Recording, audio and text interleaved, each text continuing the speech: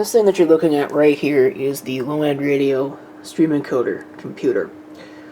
And it has a problem that I have basically given up on fixing because it's just been an escalating problem. What it's got to at this point is it won't turn on in its current situation. In the past, you used to be able to pull the battery and reset the CMOS, and it would power on and boot and continue to work. You'd reset the settings and it would work for the next couple of days, and then it would stop working again invariably, and you'd have to go through the same process. Now it won't post. So if I pull the battery, the fans will come on, but nothing will come on the screen, and I won't get a beep. Except for sometimes where I will get a beep, but nothing comes on the screen. So I'm going to change this board with a new one, and I'm also going to change the video card. Yes, this is an MSI B450M Pro VDH Max motherboard. This board actually is in there. Of course, that's not what we're going to use. I have way too many of these crappy GeForce 310 video cards. It's an I/O plate, but the big thing is this is the actual motherboard. It's another Asus motherboard, M5A97 EVO_DP/CM1855/DP_MB. I don't know what that really means to me, but what it means to me is that this is an M5A97 EVO motherboard from Asus. Now the reason why I picked this up is because it actually has an AMD FX 8120 CPU on it. As stunning as it may be to believe, considering my staunch support for AMD, despite the fact that everyone tells me Intel is so much better, I've never actually used an FX chip before because I've never really been in the market for an FX chip. And to be honest, the FX really isn't all that great. And even a staunch AMD supporter like me could figure that out pretty quickly. In fact, this chip is actually worse than the i7-4770 that's in that right now that it's going to replace. But this board works. Or at least it was billed as working. I guess we're going to find out if it actually works. But I got to come up with a heatsink. And here again, unfortunately, the only thing I was actually able to find was this, which had no fan on it. So I've had to graft a fan. It's only a 3-wire fan. So I hope this is going to work. Let's clean that off. What a mess. But thermal compound. I have this heatsink. Here it is. It's not the right heatsink at all for this application, but it'll work, I hope. I guess I'll find out about that here in a bit. But AMD's mounting system is definitely way nicer than Intel's stupid, crappy plastic push pins. I can't stand those. That's why this one actually has an aftermarket heatsink on it, which I will be saving and reusing for another system. I can't use it on this, of course, because the mounting screws don't line up. And maybe I could build something to make it work, but I just don't care that much. So I'm going to take the RAM off of this as well, and I'm going to use that RAM. But of course, first step, I got to get this motherboard out of here. Well, change of plans. And of course, it's after I've got this thing all torn apart. Not that it mattered, it was dead anyway, but look at what's missing on this motherboard. I can't believe I didn't notice that before.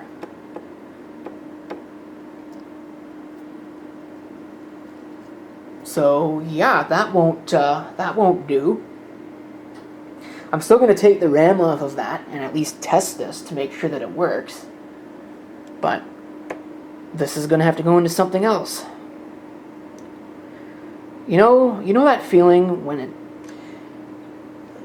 when it seems like everything is just going too well. You know you've overlooked something, and I found it. I found the thing that I overlooked. So scrap that plan, at least for the time being. I'm going to have to figure out a different plan for this encoder now. I'm a dork. I forgot I had this board sitting around. This is a Q170M, And this is I think this is an i7-6700, if I remember right. But this does have a PCI slot, so I'm going to use that one. Now, it's not even smooth sailing with this board either. Take a look at that I/O shield right there. I'll give you a hint. It's exactly the same as this one, which went to this board here. Have a good look at that.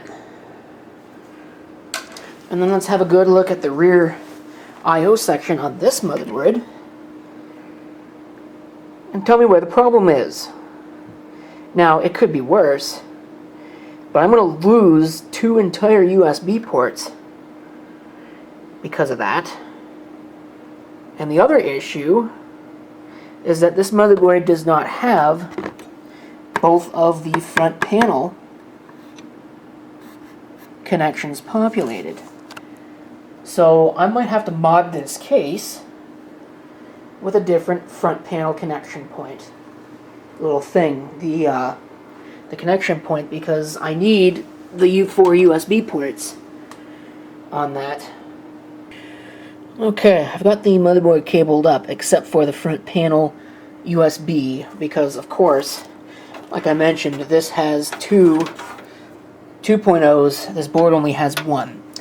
So the solution is this. I have this from a case that was scrapped, and I believe that this is just a drop-in replacement for what this has. It would go right here.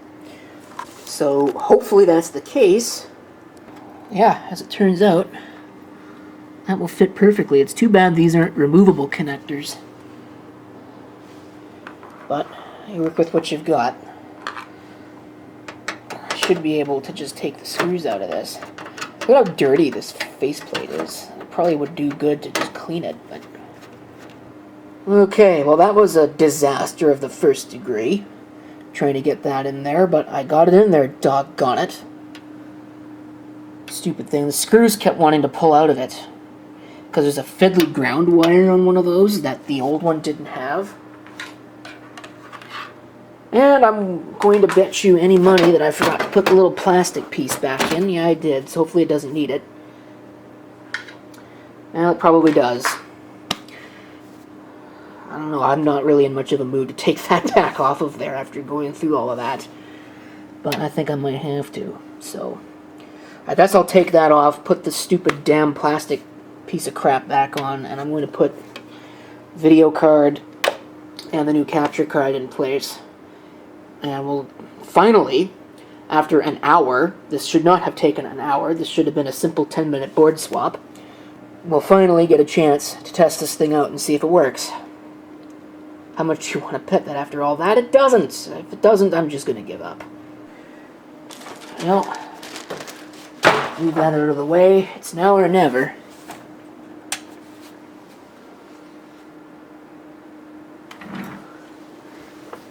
Here's where it goes boom. Hey, beep. Good. Now, question of the day. I'm not even going to go into setup. I'm just going to see what happens when Windows starts. If Windows starts. Yeah, starting Windows. Work, damn it. Hey, it worked. Cool. Alright, let me log in here.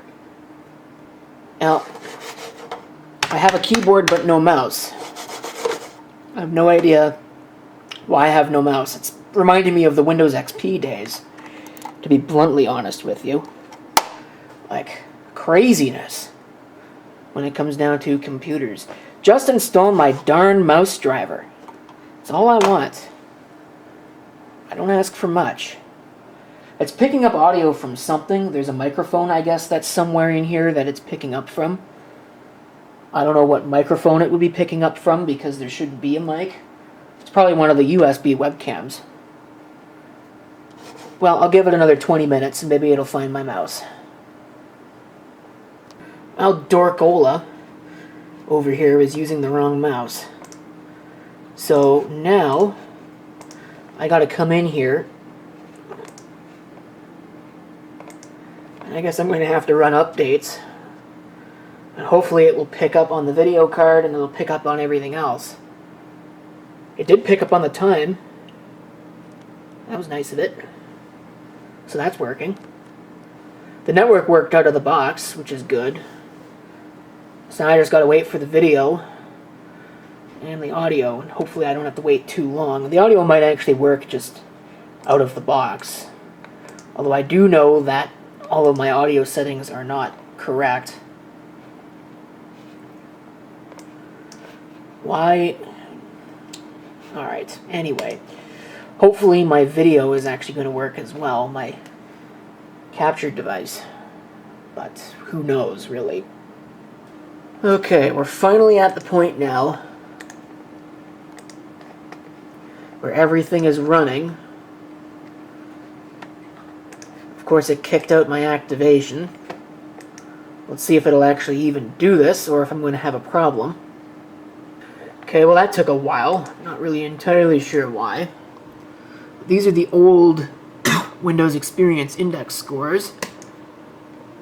Let's see what it gets now. Alright, so there are the new scores.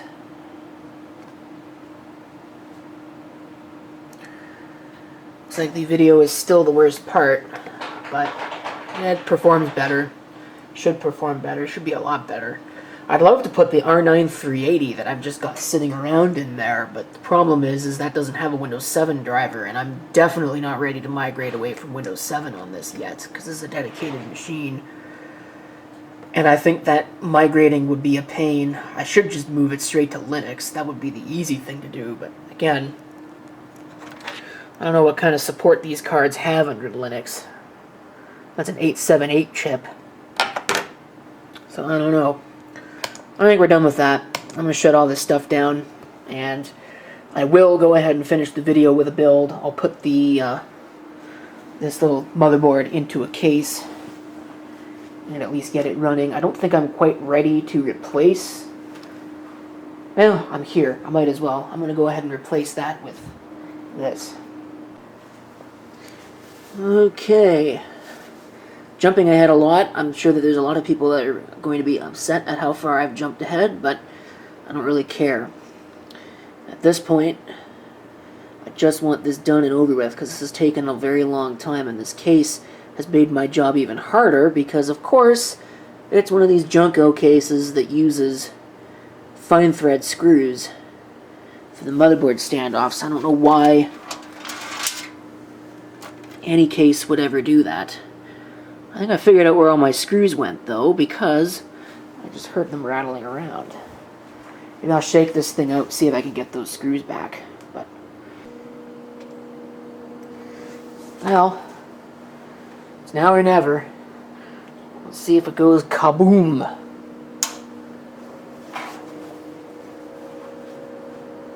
Not yet. I did have one problem with it. The front panel LED connection is, sorry, the power LED connection is 2-pin. I need a 3-pin. It's on.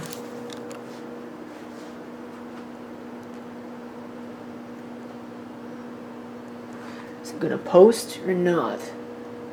There it goes. And it's just going to probably boot straight into the operating system. Yep. That is exactly what it's going to do. Hopefully it will actually boot into the operating system. I should replace this with an SSD, but that'll have to come later. Is my hard drive LED at least working? Yeah, so that's working. Really doesn't give you a whole lot in terms of temperatures, does it? I was expecting to see all the CPU cores there, but nope. But then again, I've never used one of these FX chips before, so maybe that's just normal. Either way, I'm going to shut the video down because I believe that we are pretty much done here. I'll go ahead and I'll let it install updates, but I'm going to close the video with that because my camera's almost out of batteries anyway. So thanks for watching, and if you've got any comments, feel free to leave them below.